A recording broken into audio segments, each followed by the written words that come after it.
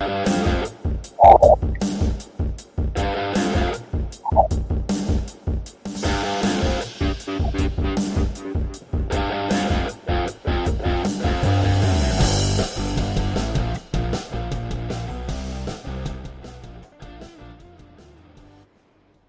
morning, hockey fans. This is Stephen Heisler with HeisHockey.com, the Victorious Hockey Company, and the Junior Hockey Discussion Group on Facebook.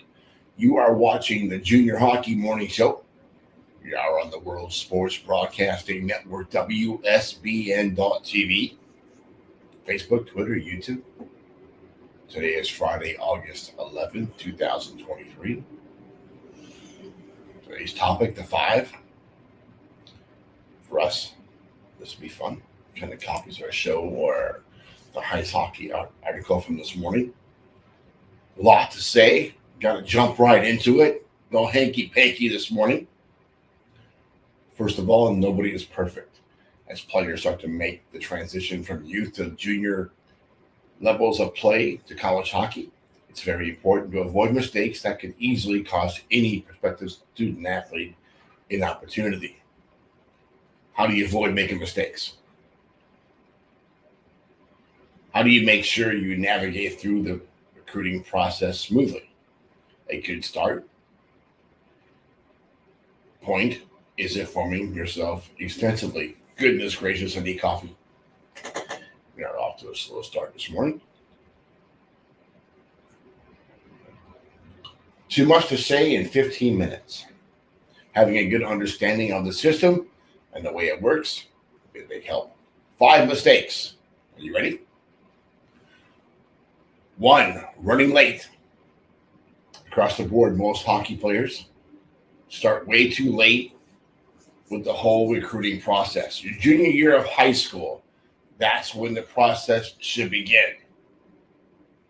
But if you don't know what you want to do when you're a junior in high school, you run into that problem quite a bit.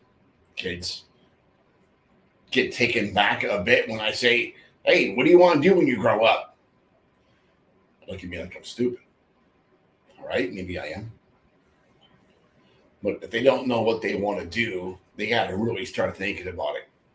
Because where you play junior hockey kind of determines where we want you to go to school. So if you're aiming at a certain type of school in a certain degree field, you want to make sure that you're going to be playing hockey in a place that makes sense for that school to recruit from.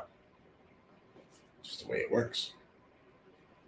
It's all about timing, and you want to be ahead, not running behind. Easy enough. Number 2, unrealistic expectations. For starters, every student has the right to dream, but very often there's a large gap between reality and the dream. Say you're a 3.5 GPA student. You got a 1200 on your SAT. Athletically, you're good for 16 AAA. You work hard, good results, but you're not leading the team in scoring. You're not the best defenseman, the plus minus. Your goalie save percentage is 890. It's okay, but it's not really Division I material. I want to play NCAA Division I hockey, but have you considered other divisions? No, I want to play only Division I. That's a problem and a huge mistake. Not only are you wasting time chasing a dream that probably is not realistic, it's almost impossible. And you're overlooking opportunities at D3 and ACHA D1. Talk to your coaches, family, be honest with yourself, and try to really understand your level of play. All right, goalies are weird. We all know this. Goalies can be 880 in high school. They can have a sub 900 first year of junior hockey. They can do 910 the second year. And then go to 20 year and have nothing lined up. Stop 93% of the shots they're facing, and they get a full ride. That's weird. That's goaltending, especially if they do that at a high level of play. You're not going to do that from the 3HL or a pay-to-play league, most likely not. But if you're in the North American Hockey League, the BCHL, Alberta, Saskatchewan, and you're put up a big number, USHL, 930, 940, you're getting a full ride. If you have the academic chops at all, just the way it is. It's a goalie. Now, if you score 100 points, yeah, you probably are going to get a good opportunity. But those are rare occurrences, aren't they? Academic expectations and realistic assessment of how strong you are in school is a big part of this. How much can you afford to pay for college? That's a big problem. If your parents won the lottery, $1.5 billion, and they can send you to any school you want to go to, great news. But that's not the reality for the bulk of our clients, bulk of our followers. So the reality is for most people or normal people that you're going to need some type of financial aid. So how well you do in school will be a big factor in that. And sometimes picking the school will be a big factor. You may get a Division I opportunity, but it's going to cost you $45,000 a year because they have no money for you. Does that make more sense? Or going to a D3 school that ultimately is going to cost you $10,000 a year? It's a big difference. Don't be stupid. Money is real. It's not monopoly money. It's your money ultimately. You don't want to get out of school and be $1 million in debt.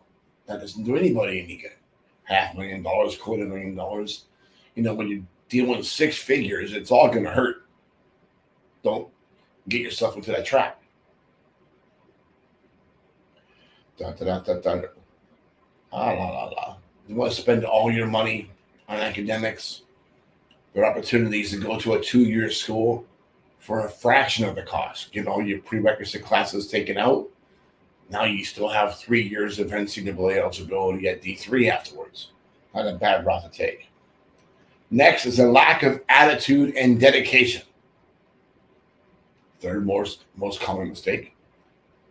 Did anyone say getting recruited is not hard work? Either that's a lie or the person was tremendously blessed. You should understand that studying for academic tests, researching schools, managing your eligibility, talking to coaches, taking the right classes, and submitting all your applications are a part of the process. What hurts the most is when recruits display a complete lack of dedication to that process. It's your future. Don't let mommy and daddy do it for you. I'm not going to do it for you. I have yet to submit a single application for a player. Just not doing it. It's not my job. It's yours. Coaches sense your attitude, passion. And if they have to choose between a player that has that passion and one that doesn't, they're going to pick the kid that has it. That's all there is to it. So it's your choice whether you inform yourself and whether you are not on top of things or not. It's your choice whether you research the school that the coach is about to call you. So when he asks you some questions, you know what you're talking about. You don't sound like a blooming idiot. Pretty important. Keep in mind, ultimately, it's the coach's choice whether he or she will recruit you or not. Next, lack of communication skills. Where's Sonia? My kid is horrible at communicating. She's an amazing singer. Really good student.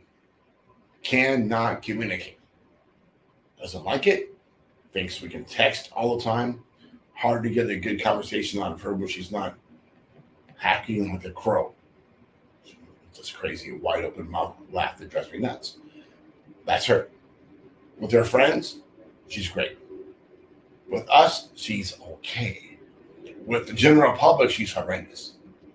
Again, she can sing like a amazing singer. But when it comes to talking, she's awkward. Don't fall into that trap. If she watches the show, I'm toast. She's going to kill me. Lack of communication skills related to the above is the way you communicate with coaches. Do you respond to their emails and phone calls right away? Or do you let a few days pass before you get back to them? Goodness gracious, I get caught up in this too. I probably get at least 100 emails a day. Probably the same number of phone calls and texts. Sometimes things slip through the cracks. It takes me a day or so to get back. But I try to get back to everybody. As a hockey player, your load of communication isn't as crazy as ours. So you should get back to a coach within 12 hours. Do you keep coaches informed about what you're doing off the ice? If you're in communication with the college coach, he wants weekly updates, give him weekly updates. Not difficult. Let him know what's going on. Let him know how you're doing on and off the ice. Do you write messages in a polite manner, or are you borderline rude? There's my daughter again. She's rude. She was rude last night. Don't be rude to coaches. Probably a really good way to get your big red X put next to your name on the list. Lastly, delaying decision making. This is a tough one. The last big mistake people make is a scenario where they have one or more offers, but they don't accept the offer. Instead, they keep shopping around, hoping to find an even better offer from a school. Here's what happens. Say you lost out on a chance to play at such a school because you were hoping to find something better. In the end, you enrolled in a school playing on a team you like less. And on top of that, the costs per year are higher than you could have gotten somebody else. That would stink, right? You had it all there, but you thought you could do better. Get this every year. No, coach, I don't want to go to that school. I want to go live in North Dakota. Okay, North Dakota's a bit extreme. No palm trees, no beaches. Great schools. In order to not make that mistake, it requires you to have a rock-solid understanding of your level of play, how strong you are academically, and what you can expect from the recruiting process. The good news is that you don't have to go through this process alone. Don't do it blindly. If you don't know what you're doing, it's kind of like jumping into a Ferrari. You may be able to get the Ferrari in gear and start running down the road, but you don't know how to drive a stick shift. You're probably going to have some problems. Same thing happens during this process.